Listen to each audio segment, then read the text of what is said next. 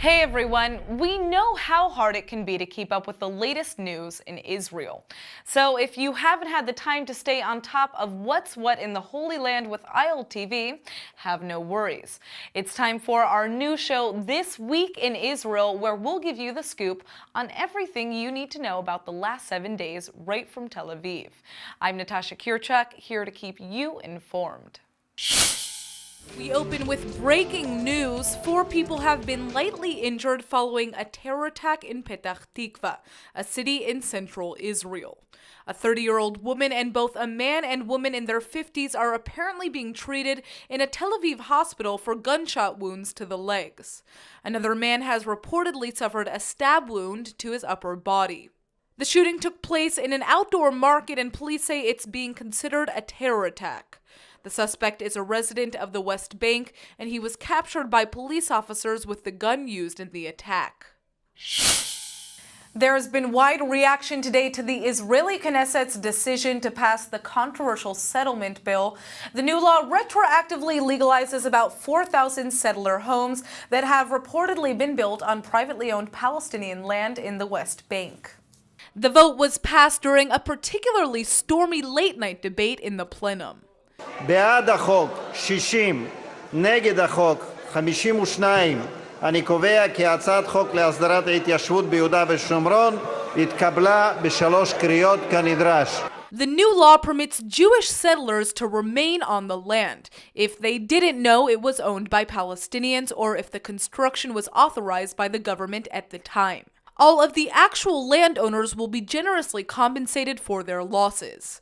Political sources say Israeli Prime Minister Benjamin Netanyahu privately opposes a bill over concerns it could pave the way for prosecution by the International Criminal Court. But his reported appeals to postpone the vote were rejected by his far right-wing rivals. The premier has been losing popularity from his own traditional base over the forced evacuation of the Amona outpost, and he's also under police investigation on corruption charges, which he denies. The bill was fiercely opposed by opposition lawmakers as some spectators even raised black cloth in protest. תעצור, ביבי, תעצור. לך לחשוב, אתה בתקופה קשה, לוחצת ומאיימת. Now, just hours before southern Israel was attacked, a mortar shell fired from Syria hit northern Israel, prompting the IDF to return fire at a Syrian army position in response. While Israeli military officials aren't offering details other than to confirm a direct hit in enemy territory, Syrian state media is reporting that Israeli helicopters were involved in the attack on its army base. The sources are claiming that while there was some damage, no injuries were caused. Fortunately, no Israeli civilians were hurt either when the mortar hit the Jewish state side of the northern Golan Heights. The tank shell flew over the frontier in the midst of ongoing heavy clashes between Syrian government troops and opposition forces, in the demilitarized zone between the two countries.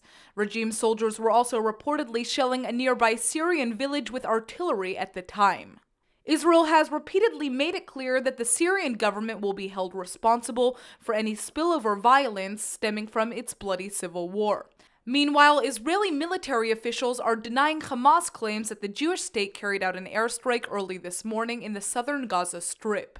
2 Palestinians were reportedly killed and 5 others injured in some sort of an incident there, but Israel says it had nothing to do with it. Before the launching of today's rocket from Gaza, Israel has been advancing a multi-pronged economic plan to improve life in the Palestinian territory in return for 3 Israeli civilians and the remains of 2 IDF soldiers being held by Hamas. The proposal reportedly includes a solution to the entity's power crisis, as well as the entry of Gazans seeking employment into the Jewish state. It's also believed to favor the creation of a free trade zone in the northern Sinai Peninsula on Egyptian territory, and the building of an industrial zone near Israel's border with Gaza, under the security of the IDF. Third parties such as the United Nations and representatives of Arab states like Qatar are said to be mediating the Israeli offer. Even though Hamas is said to be interested in the economic benefits, the Times of Israel is reporting that the Gaza rulers are operating under the impression they only have to uphold the ceasefire with Israel. The group has long insisted that it will not agree to any kind of a deal until hundreds of Palestinians are released from Israeli jails. But Jerusalem officials are making it clear that none of the incentives will be implemented until two mentally unstable Israelis being held captive in Gaza are returned. They're also demanding that Hamas hand over the bodies of IDF soldiers Oron Shaul and Hadar Goldin, who the Israeli army has determined were killed in action in the 2014 conflict with Gaza. There's been increasing friction between Islamic State-affiliated terrorists operating in the Sinai on Egyptian territory and Hamas in Gaza. The source of the animosity, in part, is likely caused by an increasing number of operatives who have been defecting from Hamas to join the nearby ISIS group. ILTV's Aaron Porras has more on the story. Thank you, Natasha. Yeah, it's as you said, it would seem that over the past several years, Hamas is believed to have lost dozens of its members of its Izz ad-Din al-Qassam military wing to ISIS, including several from the supposedly elite Nukhba fighting unit. Wow. Many Hamas experts on building roadside bombs and the operation of anti-tank missiles instead used their training to help the ISIS branch called Sinai Province in battle against the Egyptian army. Some of the Palestinians even relocated to the Sinai with their entire families and are now said to serve as conduits for communication with the Gaza-based terrorists. Others have been killed in the violence in the Sinai, while those who try to return to Gaza are often arrested. One such 20-year-old commando was particularly aggravating to the Islamist Hamas rulers because he defected from their elite naval unit. The Sinai province reportedly retaliated for the arrests of its operatives by cutting back on the flow of goods it illegally smuggles into Gaza. After their release, relations between the two radical jihadi organizations is said to have improved. Despite suffering the loss of manpower, Hamas remains very dependent on contraband, such as weapons, being snuck in from the Sinai. Israeli Prime Minister Benjamin Netanyahu received a warm welcome in London from his British counterpart Theresa May ahead of their discussion that centered on Iran and settlements.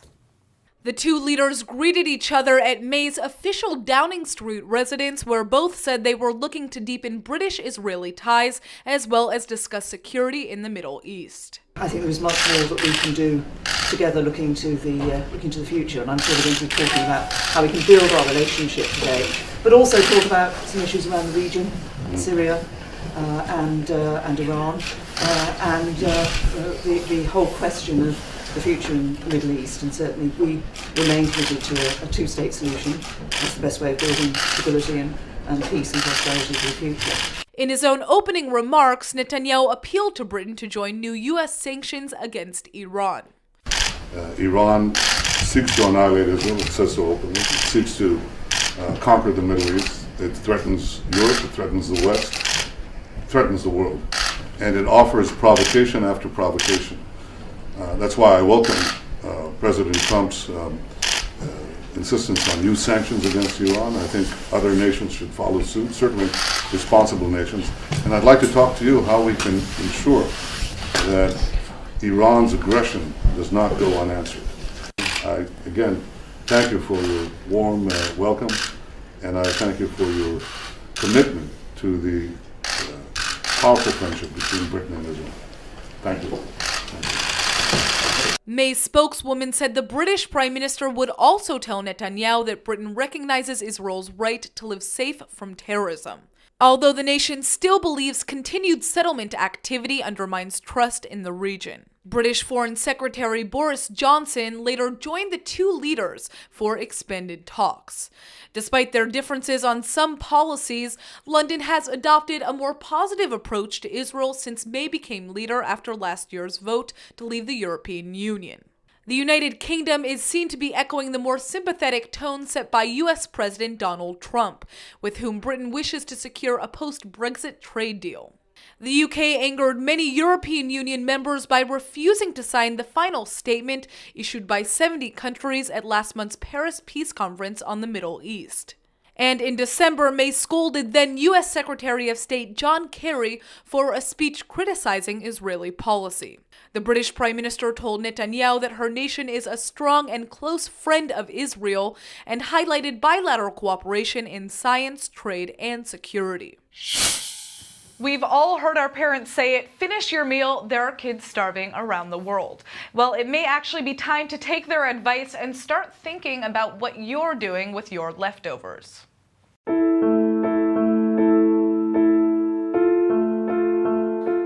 What's wrong with this lemon or these oranges?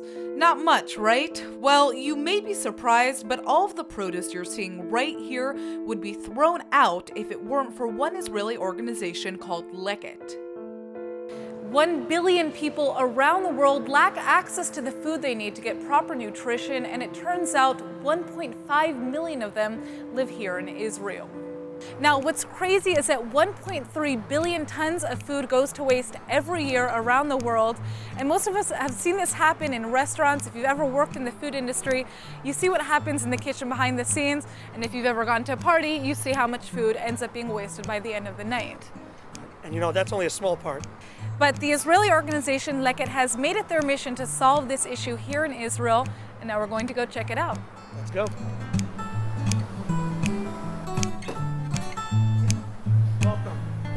Come on in. Let's take a look at what you have to offer. This is one of Leket's distribution centers, which handles tons of the leftover produce from Israeli farmers across the country that can be used to feed people in need. Last year, we distributed about 20,000 tons of food. So that means about 20,000 400 tons a week, which means, let's say 5 days a week, 80 to 100 tons a day, assuming 5 days a week. 33% of all food produced in Israel goes to waste. 2.4 million tons with a value of 19.5 billion shekels. It's preposterous that we hear so much about people who are hungry when we as a society are wasting such staggering amounts of food. So Leket simply says, enough, we need to figure out how to get this food. I know what you're thinking. How is it possible that there's so much produce going to waste on a daily basis? Okay, so let's get a sense of some of the other products we're getting our hands on. Pomelos. Now, can you tell me what's... I just picked out one. There's a lot in there. But what's wrong with this? Nothing. Nothing. The answer is nothing, but it's a little small, okay? It's a little small. And that's why it's not going to make it to marketplace. Sweet potatoes. Now this is interesting, okay? Not beautiful, right? But you know what? All you got to do is take a knife, just cut that piece off. Will this ever get to a supermarket? Not in a million years. Nothing wrong with it. Why feed it to the cows? We can feed it to human beings. I would feed this to my kids. Here you go. You're going to love this.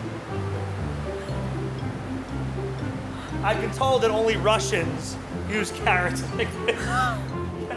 Because we have a farmer we work with, and we said, why don't you donate anything to Leket? He had these carrots like this, and he said, oh, I found a market in Russia. I shipped them to Russia. Mutant cauliflower. You know why? You're never going to see this in a supermarket, right? It's a little bit, it's not perfect, right? It's a little... But I mean, it's just more bang for your buck, right? Yeah. No one's going to buy it. I get enough people telling me, is the food you're serving in your house from Leket? So I don't need to add fuel to the fire. But it's not always how vegetables and fruit look that make them end up in the wastebasket or Leket's hands. Well, sometimes the price in the market is low, and farmers have picked, some stuff has made it to packing houses, and even then, when it comes time to sell it, the truck to deliver it to the supermarket chain might actually cost them more than they're going to get paid. That doesn't happen all the time. That's still a small percentage of what's going on in the agricultural industry. But if it's 5 or 10% of the outputs, you're talking about hundreds of thousands of tons just in Israel a year where this is going on. I mean, look at how beautiful these fruits and vegetables are. They're being thrown out by companies across the country. The amount of waste that's taking place on a daily basis is mind-boggling, and I want to take some of this stuff home myself and make a salad.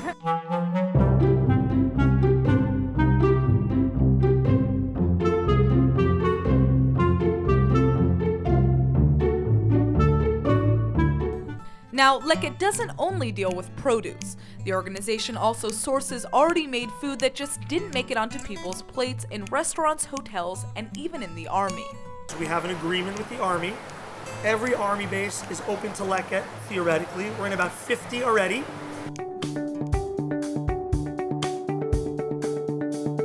Now that we've had the chance to see the food that Leket has to offer, we decided to head over to a soup kitchen in central Tel Aviv to see how this food is being distributed to those in need.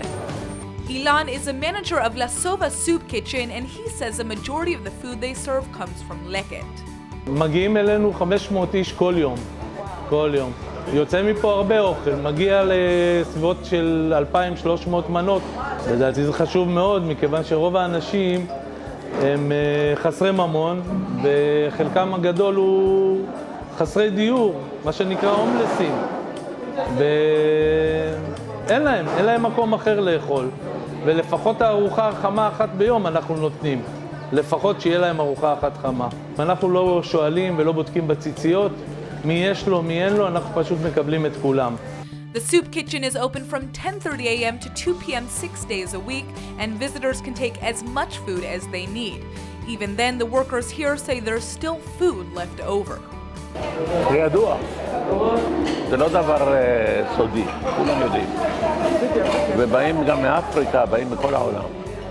נקלעתי למצב שהייתי חייב לבוא לפה כל הזמן, כי הכסף נגמר לי פתאום. מה שנותנים בביטוח לקצבת זקנה לא מספיק. This is an example of one of the daily meals here at La Sova Soup Kitchen. You can see there's rice, meat, vegetables. A lot of this food has already been prepared, and Leket picks it up from different hotels, army bases where it's left over, and brings it here to be heated up. But some of it is actually cooked on the spot with fresh vegetables and fresh meat that is provided by Leket to the soup kitchen. So you have soup, like I said, vegetables, meat, bread, basically everything that you would need for a healthy meal, a filling meal, and something that will last you for at least half of the day. It might just be time for you to start thinking about what you're doing with your own leftovers. With over 2 million Israelis living under the poverty line, there's just no reason that 2.4 million tons of edible food goes to waste in Israel every year.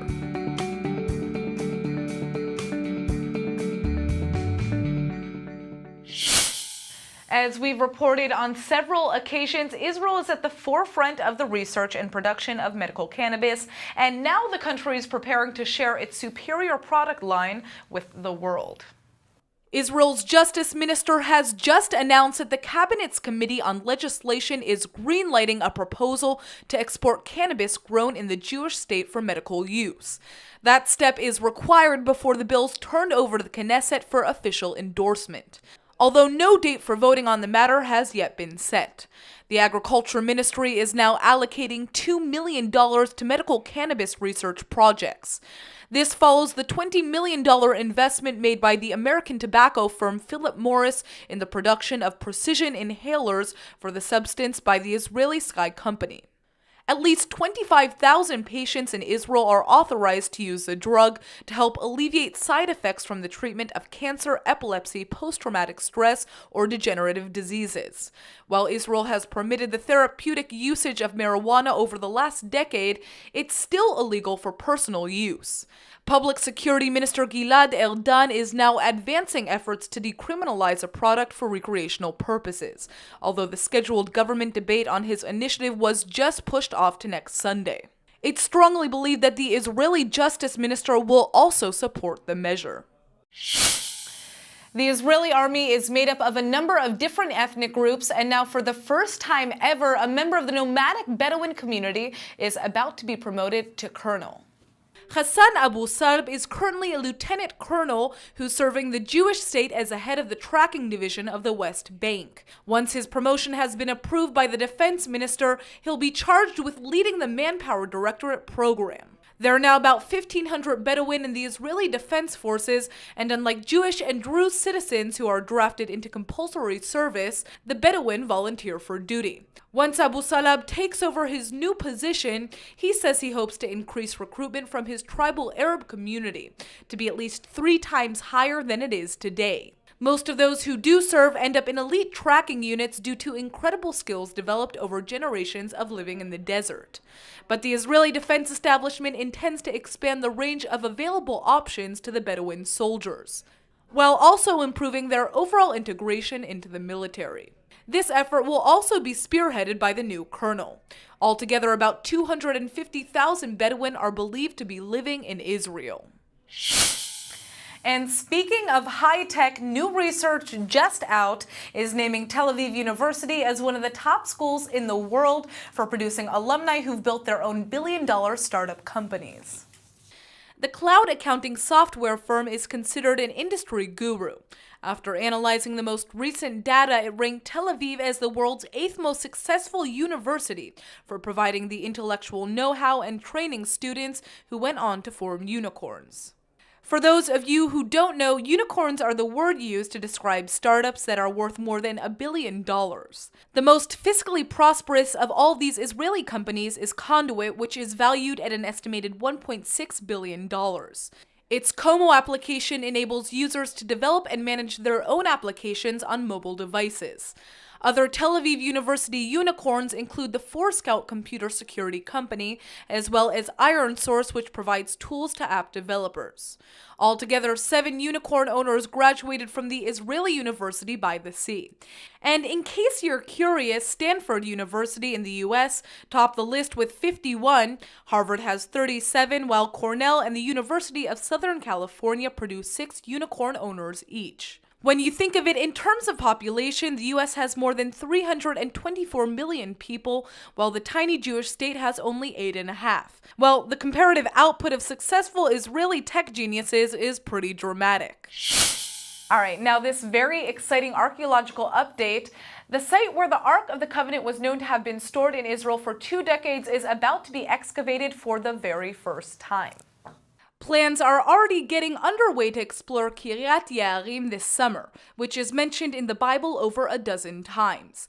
This town of Judah is just outside of Jerusalem and was inhabited during the period of the Judges and King David. The book of Samuel tells us that the Ark of the Covenant was kept there for at least 2 decades after being returned to the Israelites by the notorious Philistines when they were smitten with disease for having stolen it. The chapter of Exodus describes the ark as a gold-covered wooden chest containing the 2 stone tablets bearing the 10 commandments.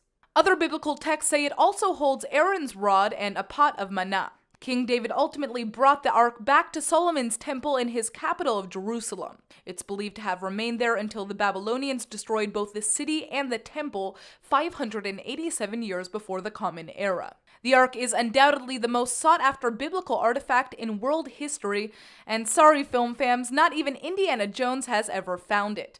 But let's hope the new dig is able to turn up some clues as to where it might be.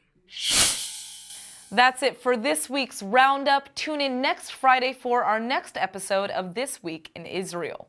I'm Natasha Kirchuk, and thanks for joining us from Tel Aviv.